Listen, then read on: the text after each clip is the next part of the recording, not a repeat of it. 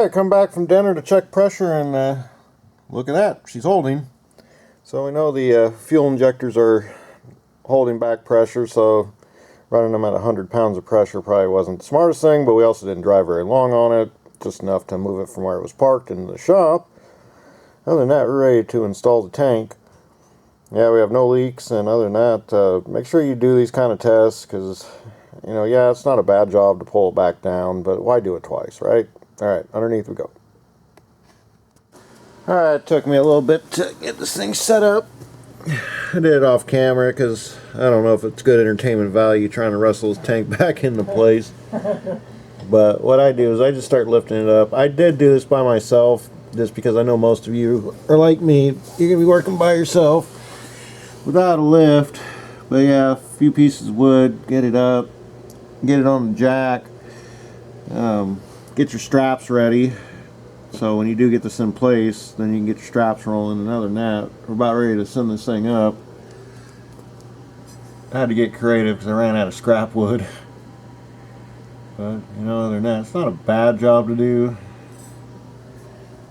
The only thing I could say was kind of irritating was that there was these nylon straps that rolled over this, and I get the manufacturer's ideas to push it off the straps, but here's the thing, you got gas in this tank, it's not light, and you're going to try to push those straps off, and then you got to turn the tank at kind of an angle. I'd rather just do it the old school way and, you know, take the fuel tank strap down and do it that way. But other than that, about ready to lift this thing up in place. So far our fuel has flooded us a bit.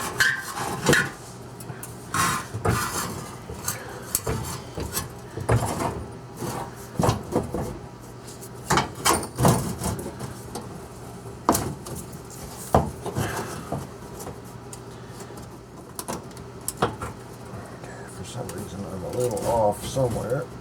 Let me just get the bolt ready for that.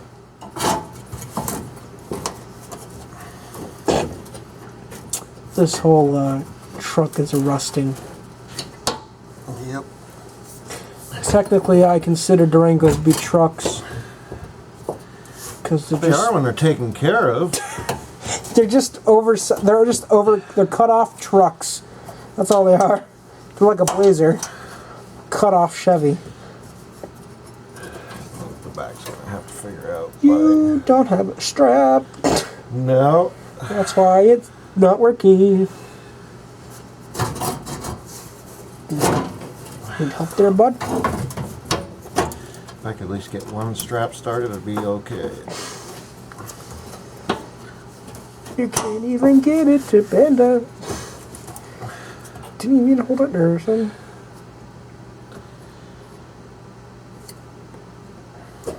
You're probably going to have 2 man. Oh no. The day I started needing 2 men is the day I stopped doing this. Well, you're going to need a 2 man, one for the jack and one for you doing whatever.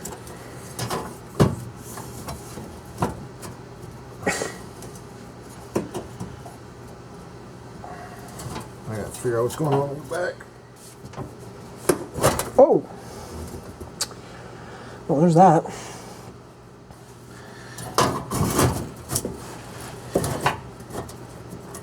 Something's going all the way in. You gotta get more. The back needs to be more up.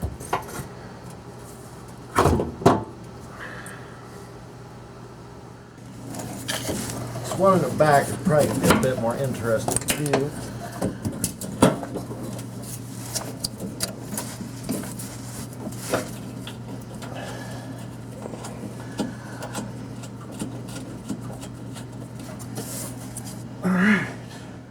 A little persuasion works every time. Do that. There you go.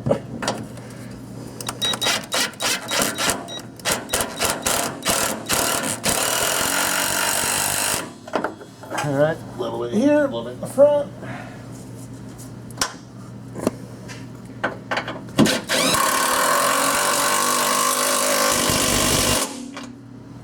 Can you hear that? Ugga dugga? Yeah. I mean, ugga dugga that. Okay. You good? Yep. Alright, the last bit of this job, hooking up the vent line.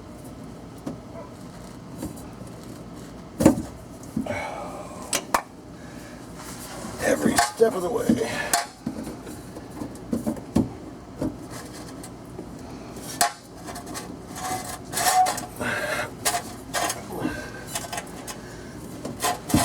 we go.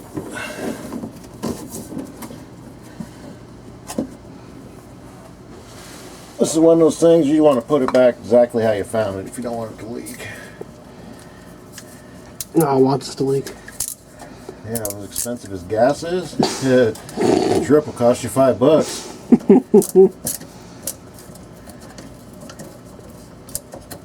Not as expensive as California. Yep.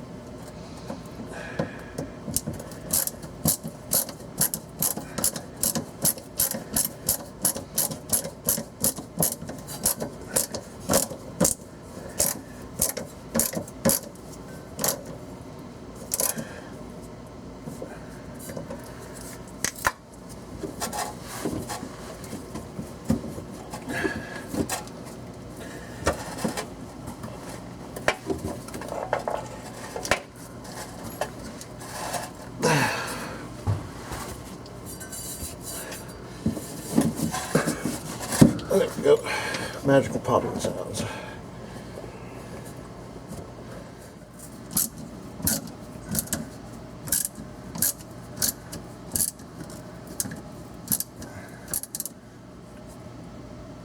Okay, all done. Alright, we're going to reset the battery and see if the trim numbers finally calm down.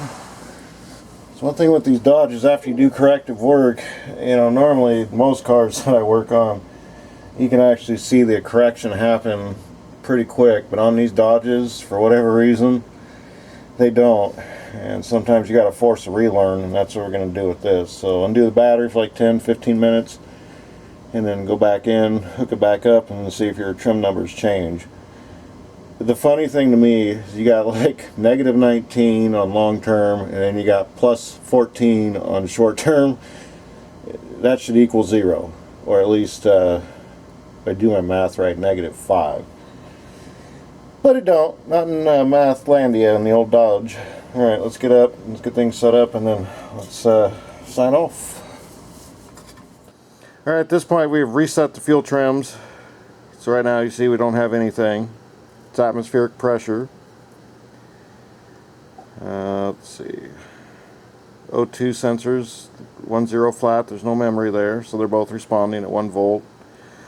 Alright, let's go ahead and start it. Yeah!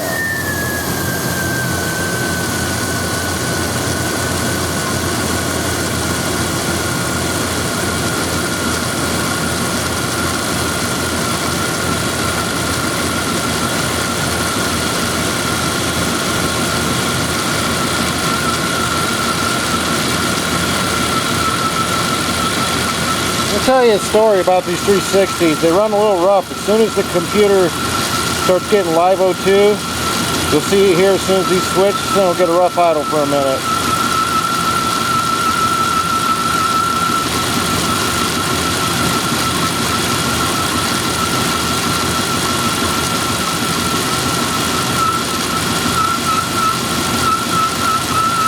Okay, my front one turned on, but my second one didn't.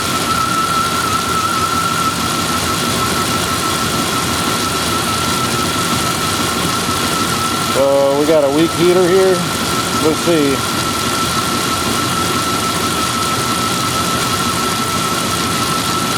There we go.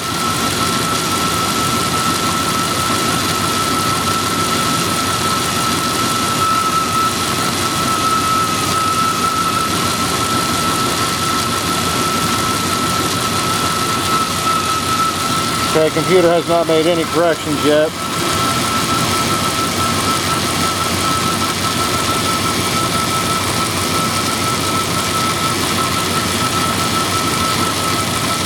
Go ahead and graph this out.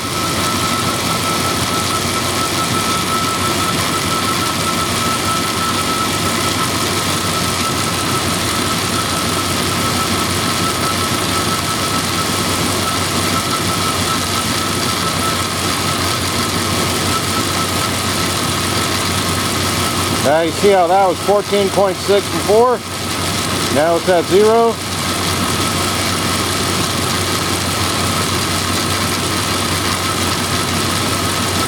That is why you have to reset these Dodges.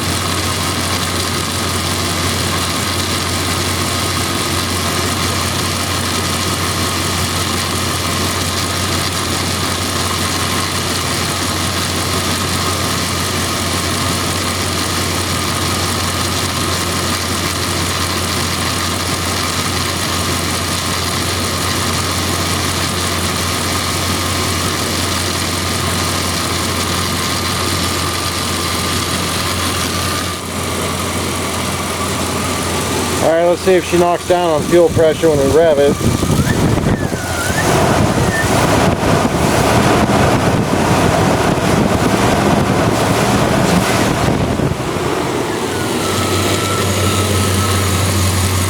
She got some power in that 360.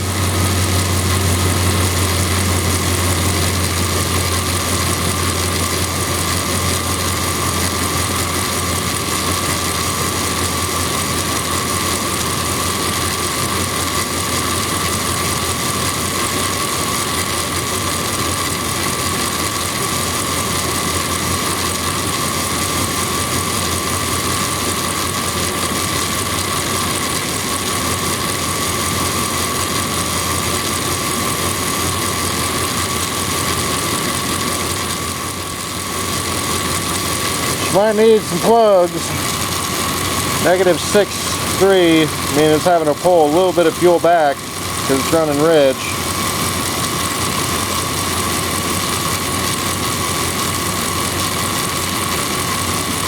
Or we got fuel injectors that are still spraying too much fuel, which could be after having 100 pounds of pressure through them.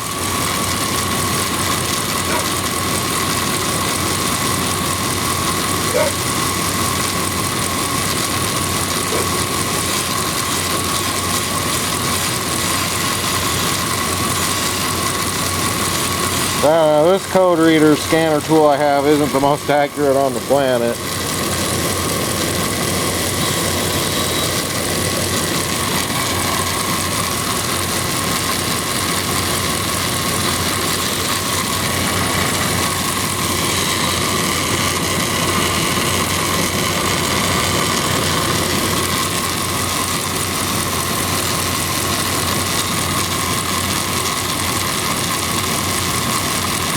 Yeah, I don't know, needs a set of plugs, but other than that, that's where we're going to leave this one.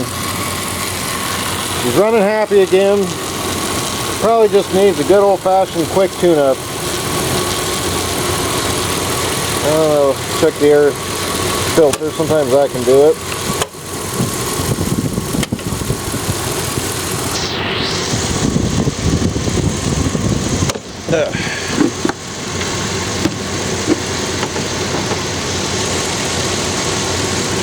Nope, that's not bad. See if it makes a difference on trim numbers.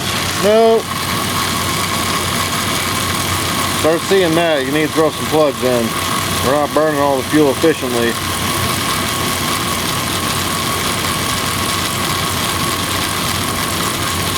But we're done with it for this job. This job was a success. Alright folks, if you like the content, be sure to subscribe. God bless and see you next time. Thanks for watching.